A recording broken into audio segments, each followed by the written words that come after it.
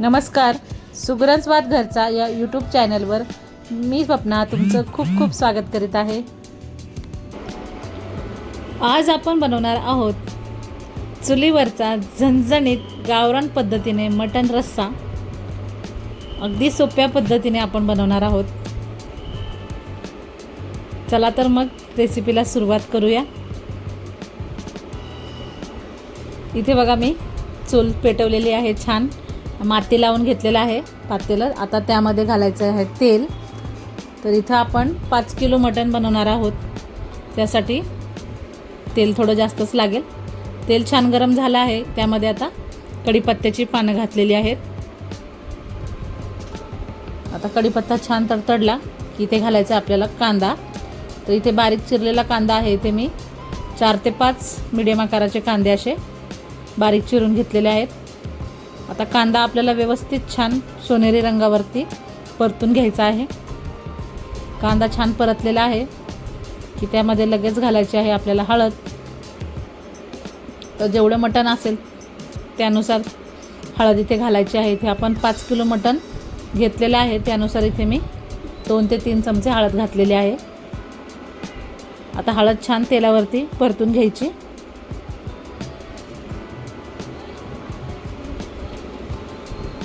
चुलीला जाळ व्यवस्थित लागलेला आहे, आपली चूल छान पेटलेली आहे.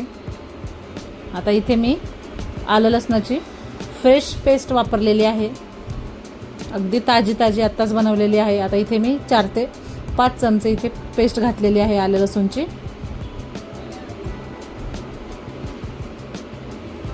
आता पेस्ट छान अशी परतून घ्यायची तेलावरती, खमंग सुवास येईपर्यंत.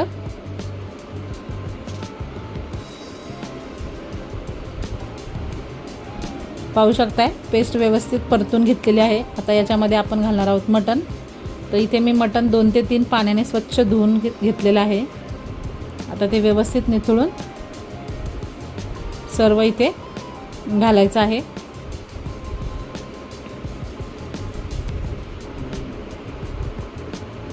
या पद्धतीने मटण बनवलं ना चुलीवरचं तर नाद खुळा बनतं, अगदी खायला भारी. आणि त्याबरोबर बाजरीच्या भाकरी, मग तर काय विचारायलाच नको.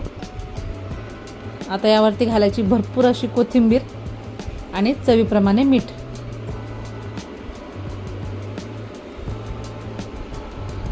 आता व्यवस्थित आपल्याला हे हळद मीठ आहे ना मटणाला छान लागलं पाहिजे आणि व्यवस्थित तेलावरती मटण आपल्याला इथे परतायचं आहे. मटण थोडं जास्त असल्यामुळे थोडा वेळ लागतो, पण व्यवस्थित मटण परतून घ्यायचं आहे.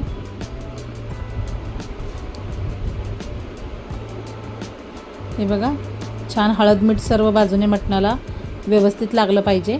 आणि आता आपण यावरती एक परात झाकणार आहोत आणि या परातीमध्ये आपल्याला पाणी घालायचं आहे. आता या परातीमध्ये जे गरम पाणी झालेलं आहे ते आपण खाली उतरून घेऊया. पाहू शकताय मटणाला किती छान पाणी सुटलेलं आहे. आता पुन्हा आपण मटण हलवून घेऊया आणि जे गरम पाणी जे झालेलं आहे परातीमध्ये ते याच्यामध्ये टाकून घ्यायचं आणि पुन्हा मटण असं हलवून घ्यायचं. आणि याच पद्धतीने आपल्याला मटण शिजवून घ्यायचं आहे चुलीवरती. आता पुन्हा परात ठेवून त्याच्यामध्ये पाणी ओतायचं आणि ह्याच प्रोसेसमध्ये आपण पाहू शकता इथे मटण व्यवस्थित शिजवून घेतलेलं आहे. चेक करूयात शिजलं आहे की नाही ते. हा मस्त मटण शिजलेलं आहे. चला आता आपण लगेच मसाल्याची तयारी करूया. पाहू शकता इथे मी खोबरं घेतलेलं आहे, एक अख्खा नारळ आहे, धने भाजून घेतलेले आहेत, काही खडे गरम मसाले भाजून घेतलेले आहेत आपले. आणि इथे मी 4 ते 5 कांदे व्यवस्थित भाजून घेतलेले आहेत. फुटाणे घेतलेले आहेत वाटीभर भाजून. हे सर्व मसाले व्यवस्थित भाजून घ्यायचे आणि याचं वाटप करून घेतलेलं आहे. पाहू शकताय सगळं व्यवस्थित वेगळं वेगळं वाटलेलं आहे. सुक्या मसाल्यांमध्ये घेतलेलं आहे धने पावडर, लाल तिखट, मटण मसाला, घरगुती मसाला, हळद आणि मीठ.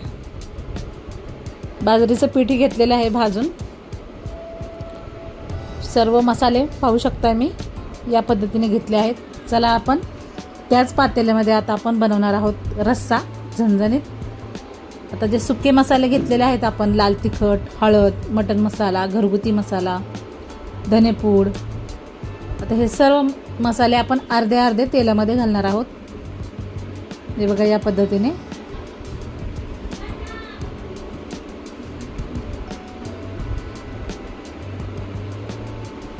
आता छान व्यवस्थित तेलावरती आपल्याला हे मसाले परतून घ्यायचे आहेत.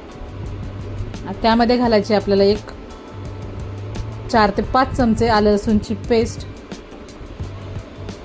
आता पेस्ट छान मसाल्यामध्ये परतून घ्यायची.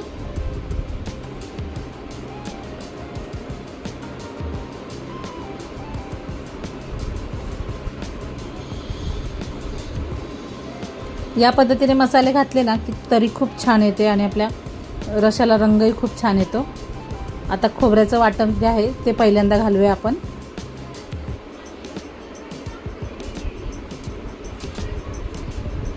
आणि आता खोबरं व्यवस्थित आपल्याला तेल सुटेपर्यंत पुन्हा मसाल्यामध्ये परतायचं आहे. पाहू शकताय तेल सुटलेलं आहे. त्यानंतर घालूयात आपण फुटाण्याचं वाटप.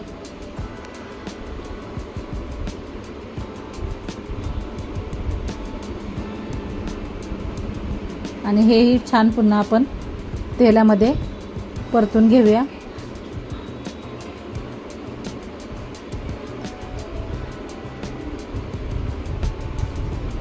आणि आत्ता घालायचा आहे आपल्याला वाटून घेतलेला कांदा.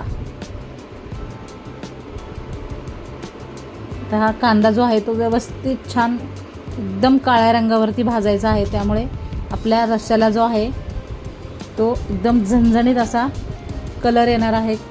काळा रस्सा तयार होणार आहे आपला या कांद्यामुळेच.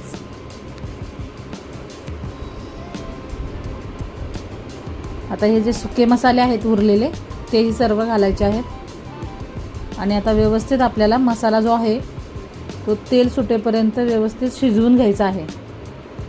आपल्याला इथे गरज वाटल्यास आपण जो रस्सा काढून घेतलेला आहे मटणाचा त्यातलं 1-2 पळी वरचा जो तवंग असतो तेलाचा तो आपण याच्यामध्ये घालायचा आहे. म्हणजे असं छान आपला मसाला जळणार नाही, कुठे करपणार नाही अजिबात. आणि ह्याच्यामध्ये घालायची भरपूर अशी कोथिंबीर मसाल्यामध्येच. म्हणजे कोथिंबीरीची चव जी आहे ती रश्श्यामध्ये अजून छान लागते. पाहू शकताय मसाल्याला छान तेल सुटलेलं आहे. 5 मिनटं मी झाकण ठेवलं होतं.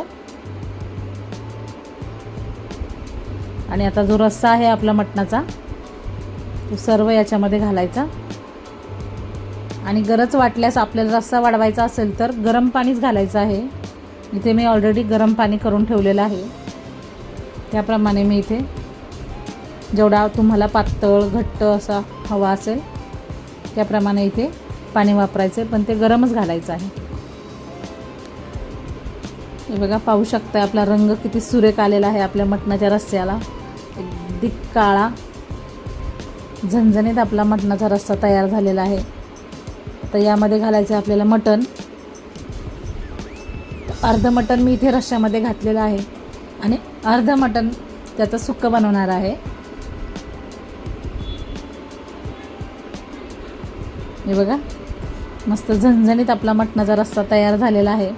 आता छान दणकून ह्याला उकळी काढायची आणि गरम गरम रस्सा हा बाजरीच्या भाकरीबरोबर सर्व करायचा. भरपूर अशी कोथिंबीर घालायची.